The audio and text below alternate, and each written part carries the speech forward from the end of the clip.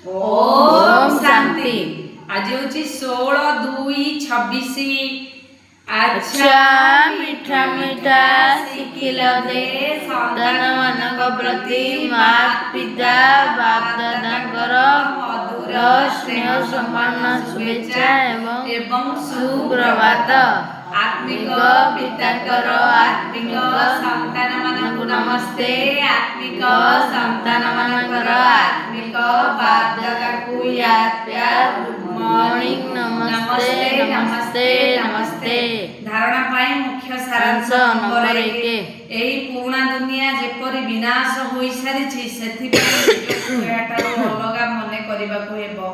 ब्राह्मण परिवार रूपी वृक्षर वृद्धि हेबा सहित जे सब विघ्न रूपी तोफान आसुची सेगुडी को डरिबार नाही, सेथिरु पार हेबाकू हेबो। जो विघ्न सब आसुची डरिबनी, केमिति पार हबो? बाबा याद रे जाईकरी आत्मा को सत्य प्रदान करबा पाई निज को ज्ञान जोगर इंजेक्शन देबाकू पड़िबो।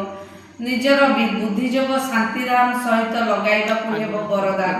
प्रथमे आपणर पाठपढ़ा द्वारा मुकुटधारी हेउथिबा महाबुद्धिमान भव।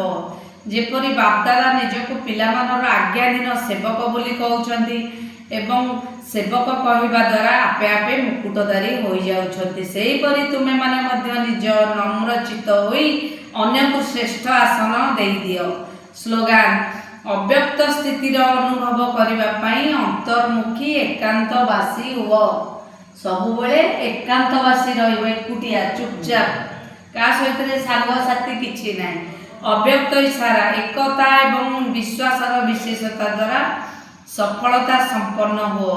एबे पर्यंत अलगा अलगा फूल होई निज निजर रंग देखाउछ, किंतु जेतेबेले गोटिए फूल तोला रूपरे निजर सुगंध चतुर्दिगरे खेलाइब सेतेबेले ही शक्ति दलर प्रत्यक्षता हेबो।